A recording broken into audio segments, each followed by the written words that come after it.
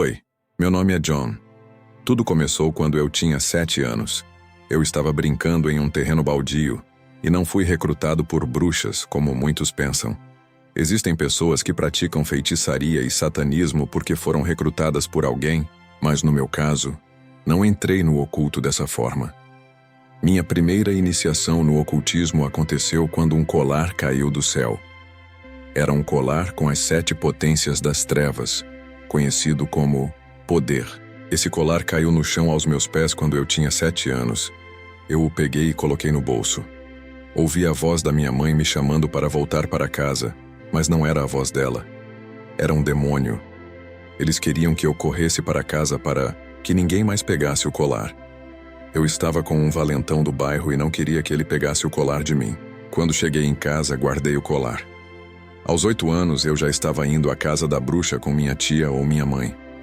Foi lá que fiz minha primeira leitura de cartas. A bruxa sabia que, de alguma forma, eu estava conectado ao mundo satânico desde os 7 anos. Então, disseram à minha mãe que eu perderia a visão se não fizesse uma cerimônia vestindo branco por 7 dias e depois usando as 5 cores da santeria, que é a mãe do cemitério. EJ é o espírito marinho mais poderoso do oceano, um demônio que aparece no filme A Pequena Sereia. A Pequena Sereia é um espírito marinho semelhante ao símbolo de uma famosa cafeteria, que também tem um contrato com esse espírito demoníaco. Por isso é tão bem-sucedida. Eu tenho uma ligação com essa linhagem que vem desde a África, passa por Porto Rico e chega aos Estados Unidos. Fiz meus contratos com entidades de Cuba e Haiti. Cuba é a terra-mãe da feitiçaria, e Miami é um dos lugares onde a santeria é forte, pois muitos cubanos acreditam nisso. Nos Estados Unidos, eles legalizaram a matança de animais em rituais de feitiçaria. A bruxaria precisa do sangue dos animais para sobreviver. Sem isso, eles não têm poder. Às vezes, há sacrifícios humanos, mas não é pelo poder, e sim para desafiar a Deus, mostrando que eles também podem tirar uma vida. Aos 8 anos, quando fiz minha primeira leitura de cartas e passei pela cerimônia, perdi toda a minha infância. Tudo começou porque meu pai era um bruxo. Tenho uma tia que ainda é bruxa. Ela não gosta que eu diga isso, mas é a verdade. Ela se vingou pela morte do pai. Escute bem, meu irmão, o que eu digo aos cristãos. Esta noite, ou você está dentro ou está fora. Você não pode servir a 2 senhores. Não pode viver no natural e não querer viver no espiritual. Meu avô, o pai do meu pai, era cristão, mas tinha uma maldição geracional de alcoolismo. Ele era alcoólatra e não conseguia se livrar desse demônio. Um dia, ele se envolveu em uma discussão com a feiticeira da cidade, e ela disse a ele: "Eu vou te matar, você vai ver, e seu." Deus não pode fazer nada a respeito. E de fato ela o matou com feitiçaria porque ele era um cristão morno. Foi assim que a linhagem começou na minha família, porque minha tia se envolveu com a feitiçaria para vingar a morte do pai. Quando viemos para os Estados Unidos, trouxemos a feitiçaria para cá. Foi através das mulheres do lado da família, do meu pai. E foi assim que essa maldição geracional caiu sobre mim por 30 anos. Aos 8 anos, quando comecei a fazer cerimônias, comecei a ver demônios em casa. Eu estava indo à igreja demoníaca, sentado lá das 7 da noite até as 5 da manhã. Pense nisso, das 7 da noite até as 5 da manhã. Isso é o que eles chamam de vigília na igreja deles. Mas hoje em dia, não fazemos mais vigília por Jesus. Na igreja demoníaca ficávamos acordados a noite inteira para o diabo. Eu tinha 8 anos perdendo sono, ficando acordado para o diabo, sendo treinado. Na igreja demoníaca, eles treinam as pessoas para terem olhos espirituais. Eles ensinam guerra espiritual, como se conectar com demônios, diferentes poderes, diferentes contratos, diferentes pactos. Eles copiam tudo o que a igreja faz. Nós falávamos em línguas demoníacas, caíamos para trás no espírito como vocês fazem. A única diferença entre eu e eles agora é que eu tenho a presença de Deus. Eles não têm isso. Eu carrego a presença de Deus. Eles não carregam. E é por isso que eles não têm poder sobre mim. Aos 7 e 8 anos de idade, eles já estavam me ensinando como fazer contratos com demônios. O que são espíritos em cemitérios? Quais são os espíritos marinhos nos oceanos, rios, montanhas e como se conectar com esses demônios? Quais demônios estão no segundo nível de guerra espiritual? No segundo céu. Quais são os demônios principais e os demônios no primeiro céu? E os espíritos territoriais na terra? Você começa a fazer contratos, começa a entender os padrões da feitiçaria, como fazer feitiços, como tomar controle sobre uma região, sobre as pessoas, como fechar igrejas. Nós éramos tão organizados, tão comprometidos com o trabalho demoníaco. A feitiçaria que eu fazia nas pessoas, o sangue de animais, os sacrifícios de animais, gritando a noite toda, bebendo o sangue, cortando a cabeça de bodes e depois lambendo o sangue da cabeça do bode enquanto ele ainda estava vivo. Você deveria ver os olhos do bode. Eu cortava a mim mesmo e bebia meu próprio sangue. Bebia meu sangue e depois sentava ao lado de um caldeirão completamente nu, a noite toda falando com o diabo. O diabo aparecia. A aura da presença desse monstro aparecia e falava comigo na minha consciência a noite toda. Enquanto nós não conseguimos ficar 1 hora na igreja falando com Jesus, eu também aprendia a projetar meu corpo astralmente. Sabia como deixar meu corpo e projetar minha alma. Sabia como fazer meu corpo dormir, mesmo quando eu não queria, porque tinha um contrato com um demônio que metaforicamente era chamado de cordão prateado. Mas não é um cordão prateado de verdade. É só uma maneira de falar sobre o contrato com certos demônios para projetar astralmente. Se eu tivesse uma missão para amaldiçoar sua família, para destruir seu casamento, eu projetava minha alma e aparecia na sua casa em espírito. Via tudo o que você estava fazendo no espírito, colocava divisão e discórdia, e colocava um demônio sexual no seu marido para que ele dormisse com outras mulheres e arruinasse o casamento. Outra coisa que eu fazia era pegar ossos humanos. Eu pegava ossos humanos do cemitério porque tinha contratos com pessoas. Você podia comprar ossos humanos. 5 ou 6 ossos custavam R$1.000. Eu comprava ossos humanos e eles vinham de uma pessoa que morreu de câncer. Então, eu fazia um contrato com o demônio do câncer. Pegava o osso e o deixava queimar a noite toda. Transformava em pó e colocava seu nome em um pedaço de papel marrom dentro de um caixão. Depois espalhava o pó e começava a chamar seu nome. É por isso que os cristãos, quando dormem, lutam em espírito. Eles dormem, mas não descansam, porque alguém está chamando seu nome no espírito para lançar feitiçaria e roubar seu espírito.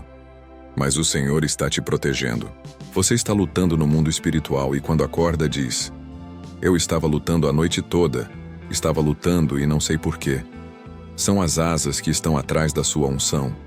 Porque se o diabo te despojar, é como criptonita para o Superman. Se você tirar a criptonita, o Superman não significa nada.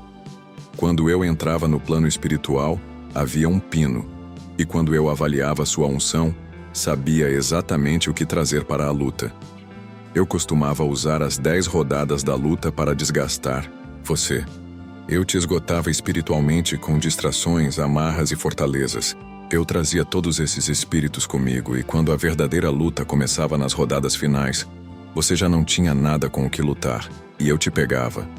Eu colocava o laço em seu pescoço, e era isso. Eu tinha um PhD em fazer isso com cristãos.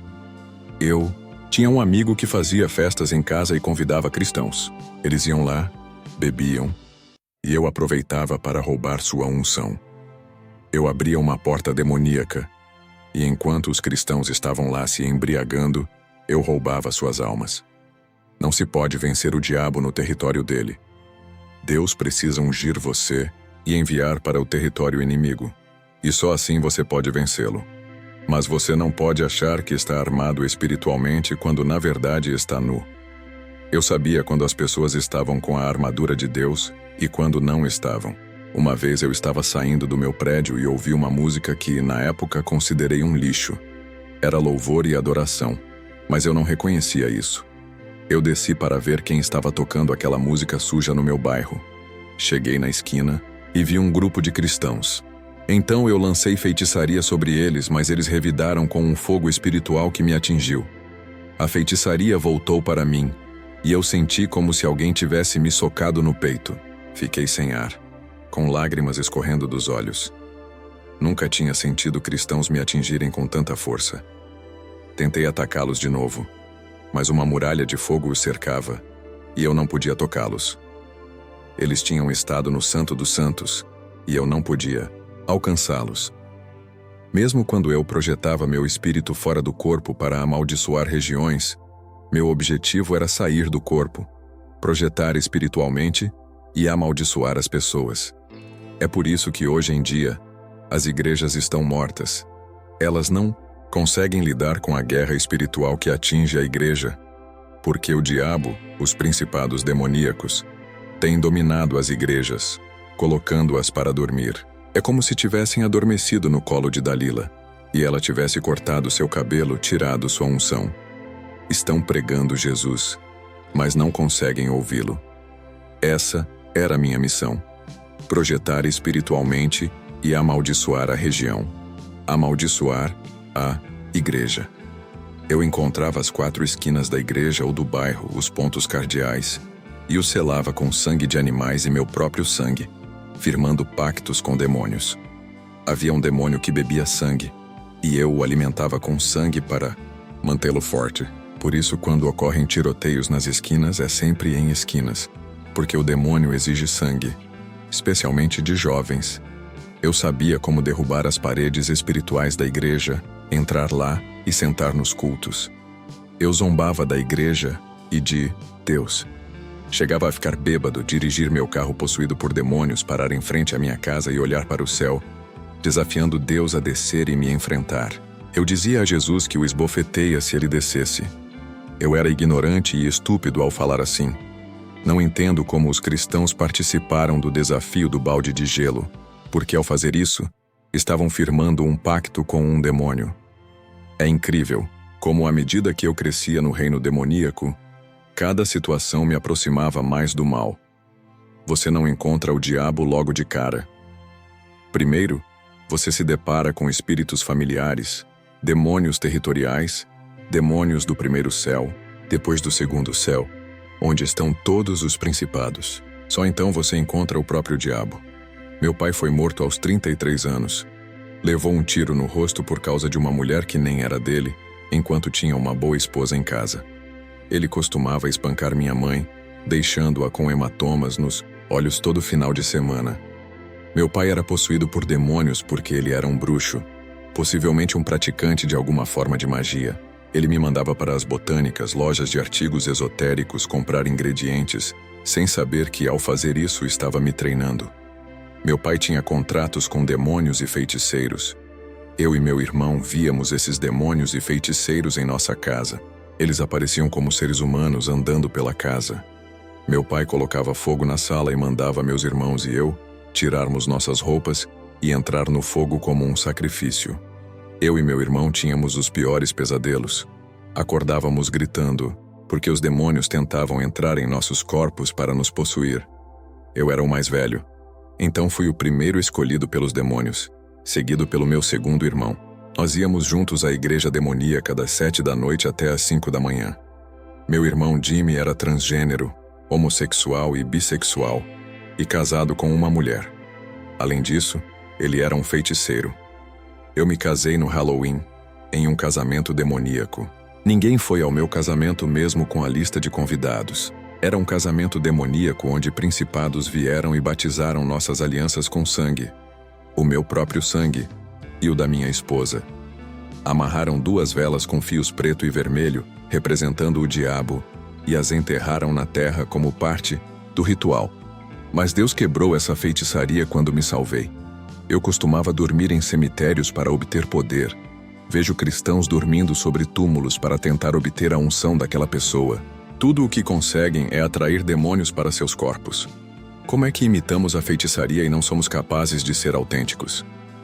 Mesmo em um casamento demoníaco, bebendo sangue, matando animais e casando no Halloween, o Halloween continua sendo a festa mais diabólica de todas.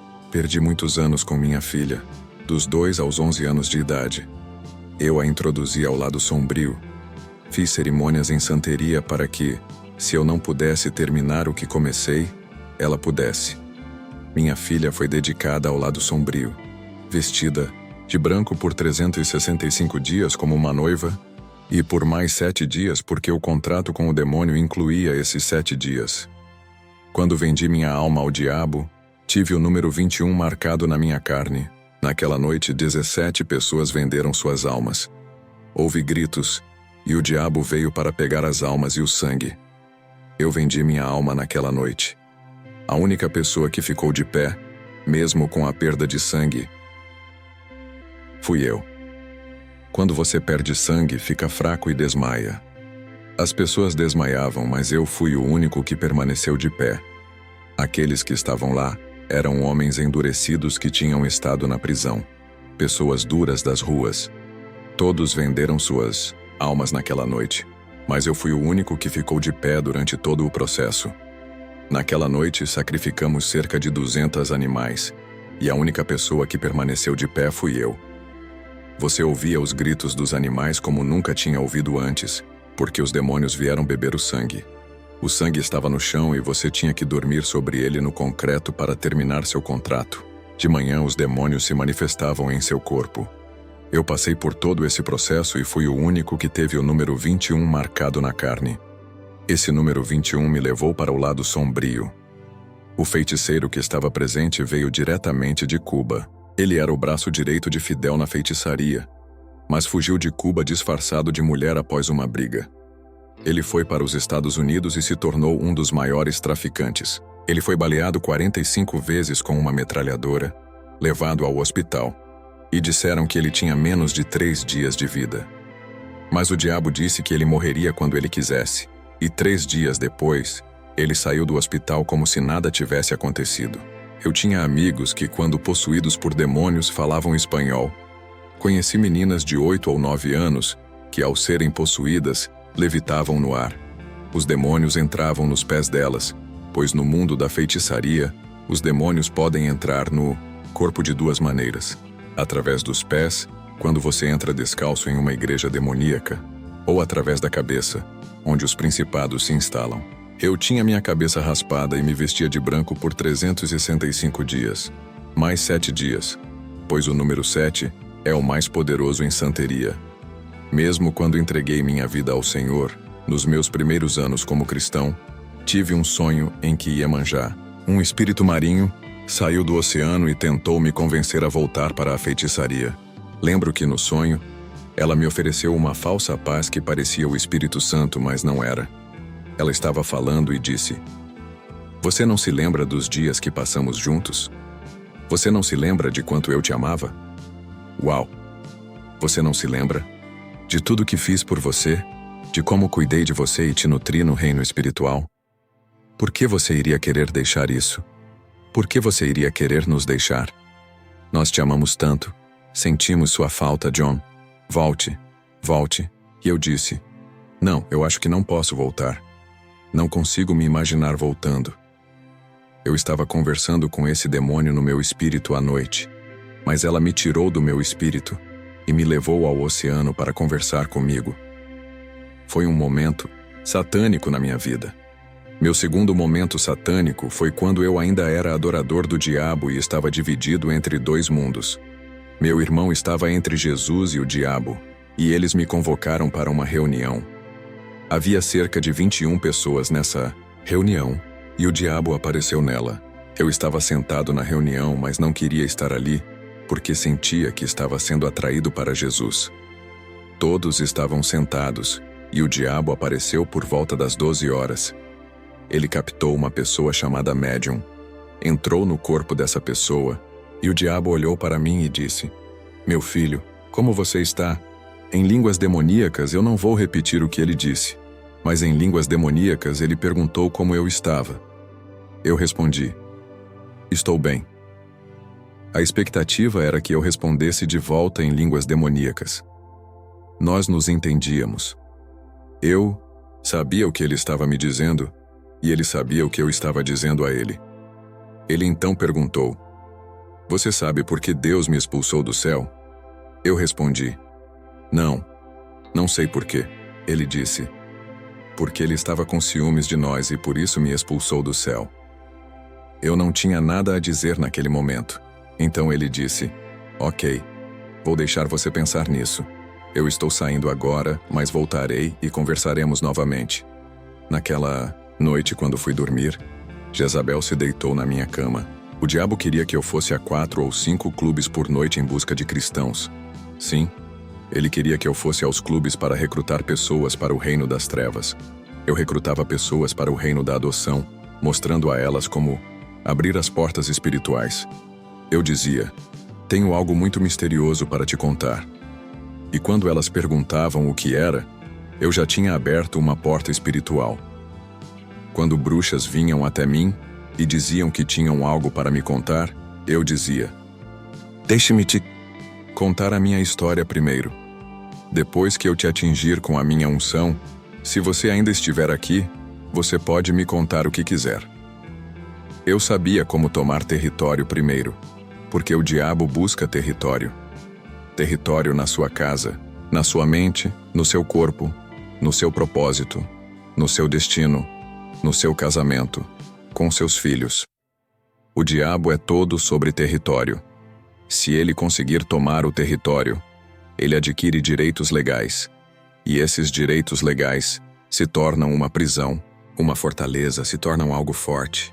Ele toma posse de você. Eu estava planejando sacrificar meu primeiro ser humano. Voltei de um clube, estacionei meu carro e o diabo estava sentado no carro comigo.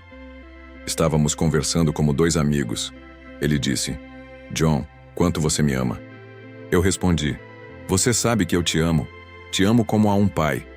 Por que você está questionando isso? Ele disse: Há uma pessoa no 12º andar. Ele vai tentar te assaltar, mas não se preocupe, estarei com você. O plano era que, quando eu chegasse lá, eu o levaria para o apartamento, o furaria no pescoço, porque eu tinha um altar ao lado da porta, o lugar de encontro com o diabo. Eu tinha um pote pesado atrás da porta. Eu ia furar o homem no pescoço, cortar seus braços, pernas e cabeça, e depois entregá-lo ao demônio para que ele pudesse andar na terra como um ser humano. Esse era o meu contrato. Mas ele foi rápido e escapou. Uma semana depois, eu estava em casa assistindo TV quando ouvi a voz de Deus pela primeira vez. Eu conhecia a voz do diabo, a voz de principados, de espíritos territoriais, de espíritos familiares. Eu estava tão conectado com as vozes espirituais que reconhecia cada uma. Espíritos familiares são os que fazem leitura de tarô, que sabem sobre seu passado e presente e usam isso para trazer caos à sua vida. Eles afetam sua vida, e se você não tem Jesus, eles trazem ainda mais caos. Eu era o médium que te dizia sobre o que estava acontecendo na sua vida, e você ficava impressionado pensando: ele sabe tudo sobre mim. Mas era o demônio que sabia. Os espíritos familiares conhecem o passado porque caminham pela terra e sabem o presente porque querem. Deathly Here. Eu sabia que, se você não realizasse a cerimônia ou não fizesse a limpeza espiritual, eles iriam fazer com que seus filhos se envolvessem com drogas, trazendo ainda mais destruição para sua vida. Eu dizia: vejo seu filho mais velho sofrendo um acidente de carro. Eu falava todas essas coisas e você ficava em choque dizendo: meu Deus. Ou, seu marido vai te trair. Ele está atrás de outra mulher.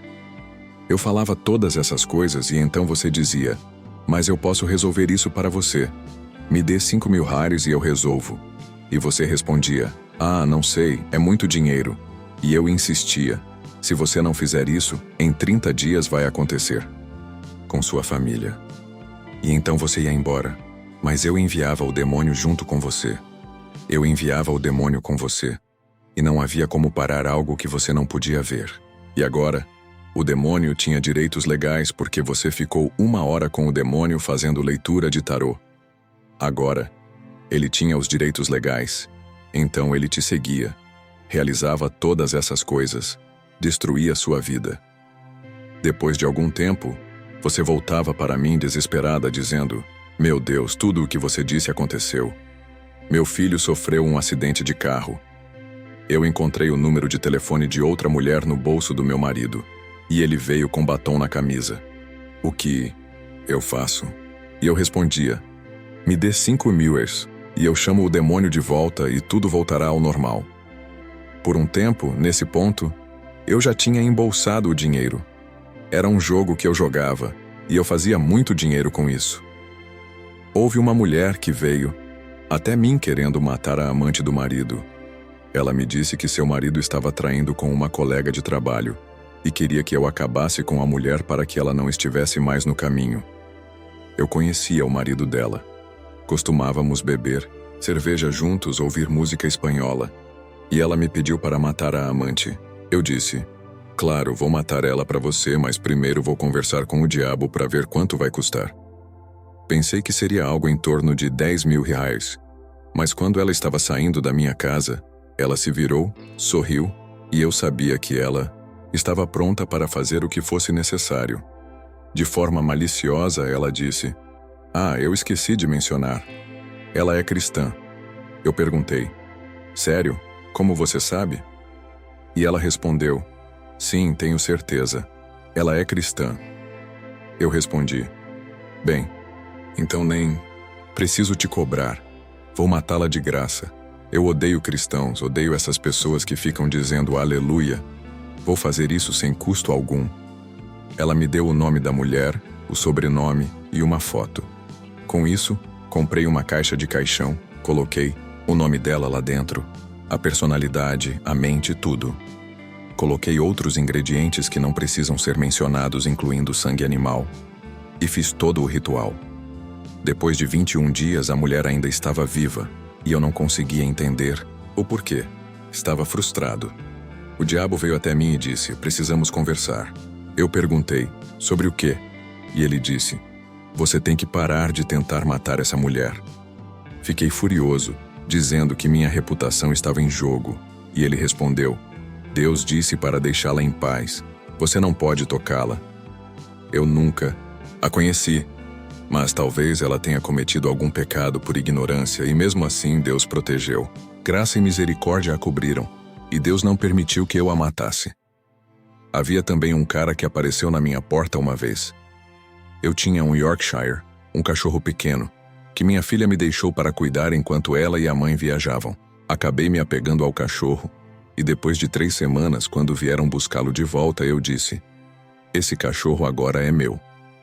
Eu alimentava o cachorro com McDonald's de manhã e à noite, e ele se apaixonou por mim. Onde eu morava havia um grupo de segurança comunitária que patrulhava a vizinhança. Um dia, 4 caras da segurança vieram à minha porta. 3 deles disseram: John, estamos com ele, mas não estamos realmente com ele. Sabemos quem você é. Eu tinha a porta coberta de sangue animal, porque eu matava animais e espalhava o sangue pela porta para proteção. Eles sabiam que eu era um adorador do diabo, e não queriam problemas comigo. Até os policiais que vieram me disseram que estavam lá apenas para entregar uma intimação por causa do cachorro. Mas não queriam problemas, pois sabiam que eu era o filho do diabo. O líder deles ainda mencionou que seu tio também era adorador do diabo. Eu disse: se você não me deixar em paz, vou atrás de você e do seu tio. Vocês não durarão 1 semana. Eu disse a ele: você nunca vai me dar uma intimação. Coloquei feitiçaria nesse cara, e na quinta-feira ele perdeu o emprego. Foi acusado de violar uma menor e adoeceu. Eles o demitiram. Eu destruí a vida desse cara com bruxaria em 4 dias. Esse era o tipo de contrato que eu tinha. E isso está sob o sangue de Jesus Cristo. As pessoas vinham e diziam: meu marido engravidou uma mulher. Eu matava o bebê no útero e colocava feitiçaria na pessoa. A minha bruxaria era tão demoníaca que um dia 2 caras, um jamaicano e um haitiano, vieram à minha porta. Eles bateram na minha porta. Eu era casado naquela época. Ainda era casado com minha ex-mulher. Eles vieram e bateram na minha porta às 3 da manhã e disseram: somos bruxos, e este é o nosso apartamento. Eu disse: isso não é problema meu. Eu aluguei de uma senhora. Tenho o contrato. Eles disseram: ela inventou esse contrato. Ela alugou de nós e está recebendo o aluguel, mas não está nos pagando. Queremos que você saia deste apartamento porque vamos fazer bruxaria. Eu disse: Sério? Vocês sabem quem eu sou? Eles responderam: Não nos importamos com quem você é. Eu disse: Eu sou o filho do diabo e o diabo me favorece. O diabo me ama e vocês vão pagar um preço por isso. Coloquei feitiçaria neles, coloquei feitiçaria na senhora e eu vivi um ano inteiro sem pagar aluguel. Ninguém veio pegar o aluguel. Eu os destruí todos. Depois de um ano sem pagar aluguel, eu disse à minha esposa: Vamos sair daqui porque ninguém vai vir pegar o aluguel. Então vamos encontrar outro apartamento. Quando saí na rua, encontrei a senhora. Ela tinha perdido a sanidade. Estava coletando garrafas de refrigerante nas ruas. Estava sem teto. A feitiçaria que fiz para ela a deixou assim. Eu fiz uma armadilha.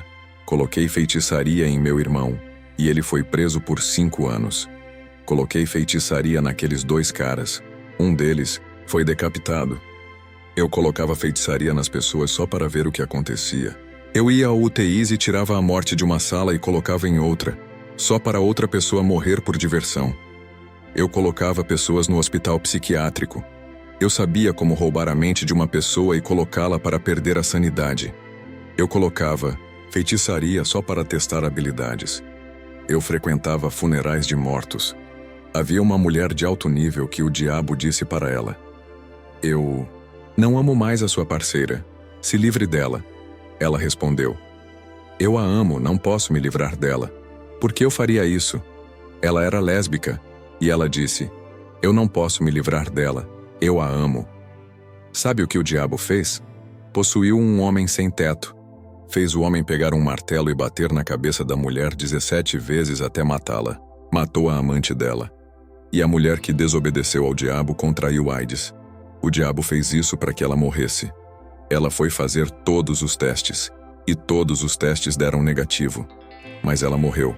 E quando fizeram a autópsia, descobriram que ela tinha AIDS em estágio avançado, mas nunca apareceu nos testes.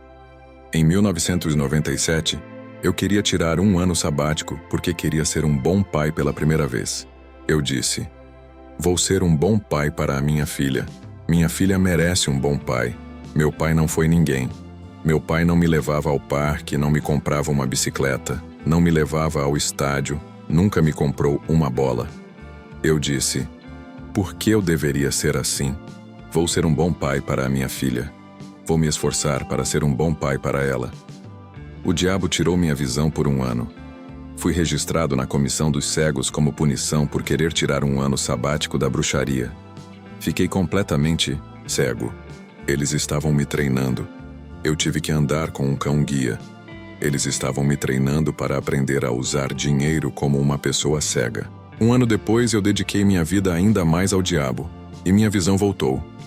Em outubro de 1999, eu tinha uma lista de alvos. Eu era um matador no mundo espiritual. Eu tinha uma lista de pessoas que ia eliminar com bruxaria. Uma manhã, eu voltava de trazer pessoas do lado das trevas dos clubes e me sentei. E Deus disse para mim: O Senhor Jesus Cristo disse: Meu filho, estou voltando em breve.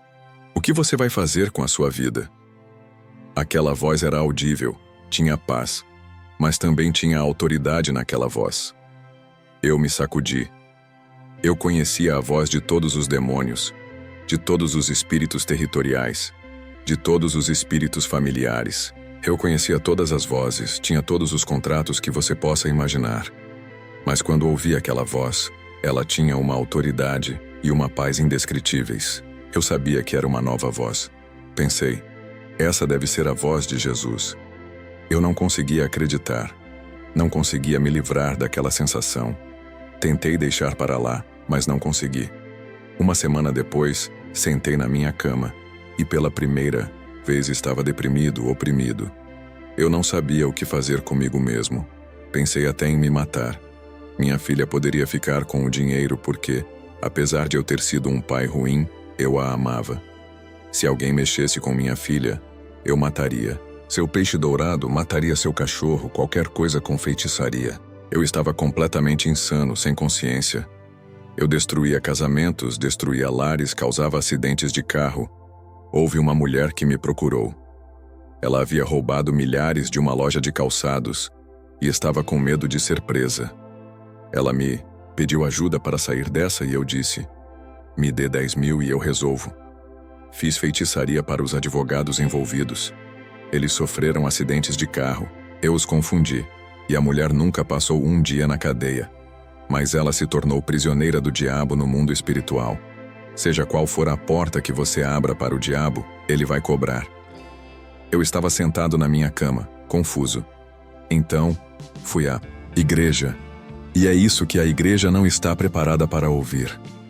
Não estou glorificando o diabo. Eu o odeio. Odeio a feitiçaria. Odeio o lado sombrio. Mas como é possível que eu vá à igreja, me sente lá e me possua por demônios dentro da igreja? Eu agarrei o pastor pelo pescoço. Levantei-o no ar. Ele começou a ficar roxo, e ele não conseguia me exorcizar, não conseguia salvar a si mesmo. Precisaram de uns 10 a 12 homens para tirar minhas mãos de seu pescoço porque ele estava morrendo, e o diabo me tinha em suas mãos, estrangulando-o. Ele não conseguia rebater o demônio em mim, não tinha poder. Isso aconteceu 2 vezes antes de eu finalmente sentar na minha cama e dizer: Jesus, eu não sei quem você é, mas eu te odeio. Não quero nada com você. Sua igreja é fraca. Não tem poder. Onde você estava quando meu pai batia na minha mãe? Onde você estava quando meus irmãos e eu passávamos fome? Eu ficava sentado na janela como um garotinho, vigiando para que ninguém incendiasse o prédio, porque éramos apenas 3 famílias num edifício onde deveria haver 30 ou 40 famílias. Eu, meus irmãos e minha mãe éramos invasores, sem nada para comer. Onde você estava? Onde você estava? Eu disse: eu não quero nada com você. Prefiro morrer e ir para o inferno a me tornar cristão. Mas naquela noite, enquanto caía sob anestesia, eu disse: se você é maior que meu pai, o diabo, então me mostre esta noite. E Jesus aceitou o desafio. Jesus me tirou do meu corpo e me colocou em um trem. Eu estava indo para o inferno. Aquele trem era tão real, mais real que o ar que eu respirava. Jezabel estava no trem, me chamando de traidor. O trem ia tão rápido, algo que nunca vi na terra. A velocidade era incrível, e as pessoas no trem. Você não conseguia ver seus rostos, mas via o medo neles. Eles sabiam que estavam indo para um lugar de onde não voltariam. Quando o trem chegou ao inferno, as portas se abriram e um calor terrível invadiu o local. Eu pisei no chão, e era como se o chão respirasse como uma pessoa viva. O chão respirava. O inferno é como um corpo vivo lá embaixo. Quando pisei no inferno, a primeira coisa que pensei foi: eu não pertenço a este lugar. O que estou fazendo aqui? Claro que você pertence. Suas decisões te trouxeram aqui. Jesus nunca manda ninguém para o inferno, mas suas escolhas te levam lá. Eu andava pelo inferno e vi algumas pessoas da feitiçaria. Elas perguntavam: o que você está fazendo aqui? Como saímos daqui? Elas sempre apontavam para uma direção, mas aquelas pessoas ainda estavam vivas na terra, o que significava que não estavam se arrependendo e não iam para o céu. Continuando, tudo estava tão escuro como um túnel estreito. Eu tentava encontrar uma saída, janelas, qualquer coisa, mas cada vez que eu pisava no chão ele respirava. A sensação no inferno era como se algo te envolvesse e te sufocasse. Não é como o medo que sentimos na terra que passa. No inferno, o medo é como uma pessoa te agarrando num abraço mortal e você não consegue se livrar. Eu corria pelos portais do inferno e quanto mais eu corria, mais o chão respirava. Então ouvi lamentos, gritos indescritíveis, tão demoníacos e reais. E você sentia coisas no rosto, uma sensação de desespero tomando conta. Enquanto eu caminhava pelos portais do inferno, o diabo apareceu. Ele disse: John, eu te amo. Você é meu filho desde os 8 anos de idade. Você é meu filho. Por que está me deixando? Estou tão desapontado, tão de coração partido. Mas primeiro de tudo, o diabo não pode amar você, porque você foi feito à imagem de Deus. Você foi criado à imagem de Deus. Eu disse: Eu não sei o que fazer. Ele estava falando comigo e eu estava tão confuso. Por que estou aqui? O que estou fazendo aqui? Eu não sei o que fazer, não vou te deixar. Eu prometo que não vou te deixar. Só preciso organizar meus pensamentos. Ele respondeu: Você está me deixando? Eu sei que você vai me deixar. Por que faria isso? Cometi um erro. Eu te ensinei todos os segredos do reino das trevas, os padrões de como prender os humanos. Eu criei todas essas religiões para aprisionar as pessoas e te conduzir ao lado sombrio. Eu deixei você fazer contratos com demônios e principados, e te preparei desde os 8 anos de idade. Eu te protegi de pessoas que queriam te matar e te ferir. Estive sempre ao seu lado. Você me deve isso. Não me deixe. Eu disse. Mas eu sei. E então ele tentou me agarrar. Ele disse: Eu tenho que te pegar porque preciso te destruir. Por mais que isso me machuque, eu tenho que te destruir, porque você se voltará contra mim e contará às pessoas sobre mim. Eu disse: Não, eu não farei isso. Quando ele foi me agarrar, a cruz de Jesus Cristo apareceu como uma cruz de 3 pés. Poderia estar lá no inferno enquanto eu estava de shorts e camiseta. Quando o diabo tentou me agarrar, a cruz o interceptou. Ele caiu ao chão como se nada fosse. Aproveitei a oportunidade e fui em direção às partes mais profundas do inferno. Os túneis eram curvos e eu tentava encontrar uma saída. Então senti algo ainda mais maligno se aproximando. Era ele novamente, com seus chifres aparecendo. Ele estava com uma aparência que lembrava alguém que tomou o sol em excesso na praia com uma coloração estranha. Ele me disse: Eu vou te destruir. Por mais que me machuque, eu preciso te destruir. Eu não quero que seu espírito volte ao seu corpo. Preciso te matar. Quando ele tentou me agarrar novamente, eu pedi: Não me mate ainda. Deixe-me te mostrar algo. Mostrei as marcas que estavam em mim e disse: Isso vai te matar se você me tocar. Ele respondeu: Tolo, esse é o meu contrato. Eu te possuo por isso. Te dei esse contrato. Estou aqui para coletar. Quando ele tentou me agarrar novamente, a cruz de Jesus Cristo apareceu no inferno. Era uma graça incrível. Quando ele foi me agarrar outra vez, eu fui lançado de volta ao meu corpo como uma flecha. Quando entrei no meu corpo, senti como se estivesse em uma UTI, com pessoas usando desfibriladores em meu peito, tentando me reanimar. Essa foi a sensação que tive quando voltei para o meu corpo. Jesus Cristo disse: Estou te dando uma chance, e apenas uma, para se arrepender e vir me seguir, porque você é perverso. É o pior. Mas estou te dando a oportunidade de viver por mim. Meu irmão tinha $1000 em feitiçaria com ossos humanos e crânios. Eu tinha terra de cemitérios de todos os 9 cemitérios das 5 áreas de Nova York. Eu tinha terra de diferentes prisões, porque eu podia pegar terra de várias prisões e usá-la para te colocar na cadeia. Fiz isso com meu irmão. O coloquei na cadeia por 5 anos. Eu coloquei meu próprio irmão na prisão por 5 anos por causa de feitiçaria. Tinha terra das prisões mais psicóticas do mundo, onde as pessoas perdiam a sanidade. Se eu pegasse essa terra e colocasse seu nome nela ativando um demônio, poderia roubar sua mente e te enviar para lá, colocando você em uma camisa de força. Eu tinha todos esses contratos, bebendo sangue de animais e fazendo feitiçaria, para minha filha, para que ela se tornasse a próxima Jezabel. E mesmo assim, Jesus ainda me queria. A graça de Deus me alcançou. Quando fui à igreja, as pessoas diziam: Olha, aquele é o garoto demoníaco. Ele não tem chamado. Não sabe nada. Elas riam de mim, mas Jesus nunca parou de me amar. Ele disse: Eu te amei desde o princípio. Estive com você quando sua mãe apanhava, quando você passava fome, quando você e sua família estavam em um prédio abandonado. Estive com você todos os dias da sua vida. Vou estar com você. Você será meu vaso de honra, e eu vou te usar contra o acampamento do diabo para destruir, desmantelar e arrancar a maldição pela raiz. Você vai confundir os demônios, confundir a linguagem deles. Eu vou te usar como uma arma em minha mão para destruir o inimigo e libertar os cativos. Você vai ensinar minha igreja sobre a guerra espiritual, como lutar e conquistar o território. Quando o avivamento chegar, não serão apenas as boas pessoas que se salvarão.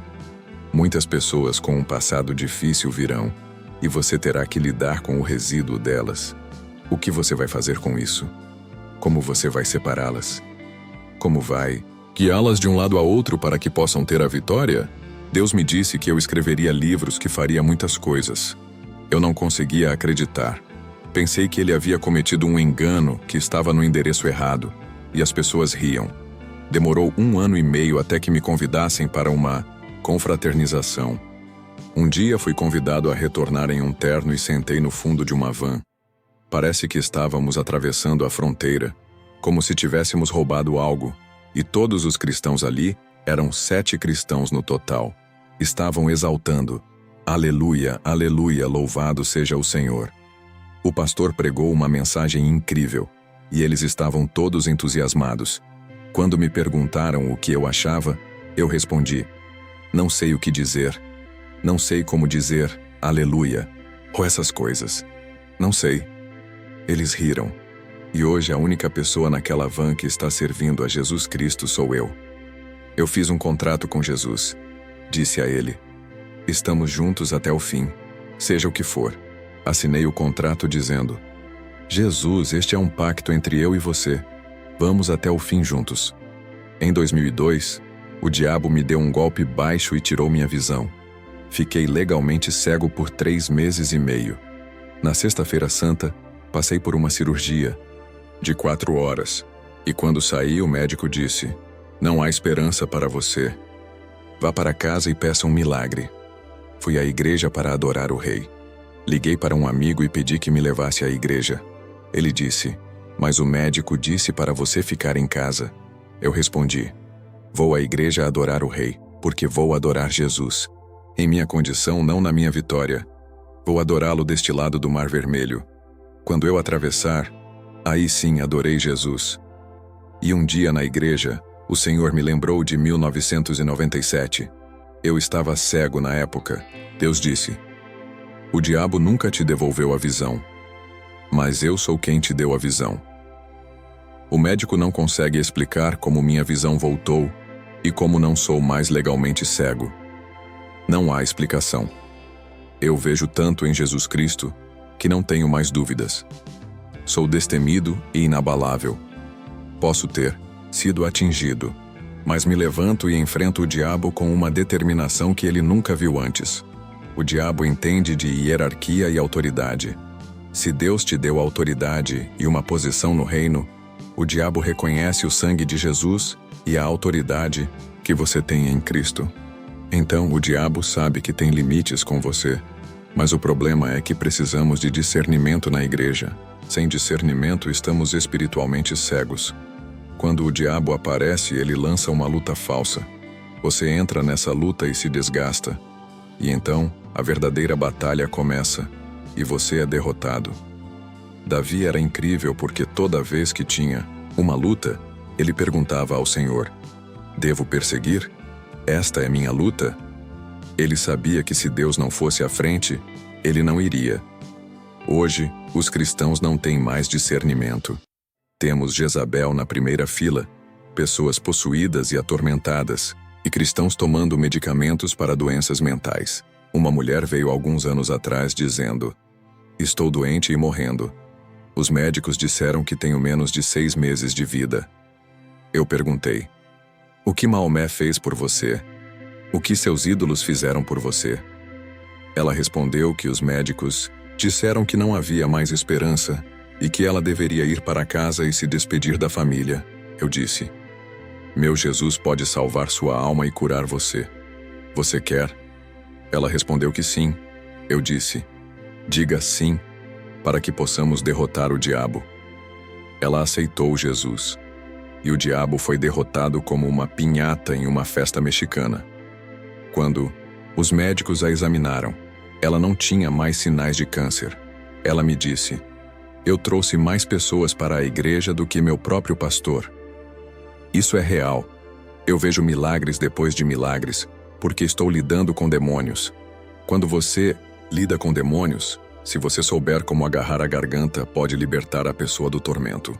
Se souber quebrar padrões e ciclos, você pode libertar essa pessoa.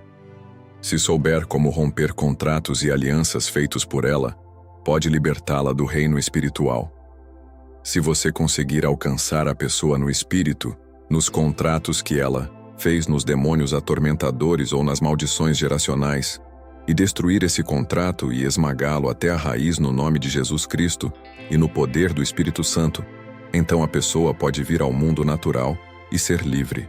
Muitos cristãos estão andando por aí como ateus cristãos carnais. Sabe o que significa ser cristão carnal? Significa que você não tem olhos espirituais e vê tudo apenas de forma natural, porque você é carnal. Em vez de ver a batalha espiritual ao seu redor, você vê apenas o natural. E é por isso que você perde, porque o diabo opera no espiritual e depois acontece no natural. A Bíblia diz que você deve adorar a Jesus Cristo em espírito e em verdade. E se você não consegue entrar nisso, não tem como vencer a batalha. Eu compartilhei com vocês que, quando fui salvo nos primeiros 30 dias após a minha conversão, o inferno foi liberado contra mim. As bruxas de Miami, Haiti, Cuba e Nova York vieram contra mim. Foi um tormento tão grande que, se Deus não tivesse intervindo após 30 dias, eu teria perdido a sanidade. Era tormento absoluto. Elas me puxavam da cama à noite, me estrangulavam, me levantavam no ar, puxavam meus pés. Meu quarto ficava gelado como um congelador, e eu ouvia os passos se aproximando pelo corredor. Então, Jezabel se aproximava da minha cama, deitava-se sobre ela, e meu colchão afundava. Ela me observava a noite toda, e eu sentia o sangue gelar e a cabeça ficar pesada. Eu tentava dormir durante o dia, porque sentia que, se eu dormisse à noite, seria atacado pelos demônios. Esses mesmos demônios e principados com os quais eu tinha convivido por 25 anos, estavam tentando desconectar meu espírito do meu corpo para que eu morresse no local. Eu sentia meu espírito tentando se separar do meu corpo e lutava para mantê-lo unido.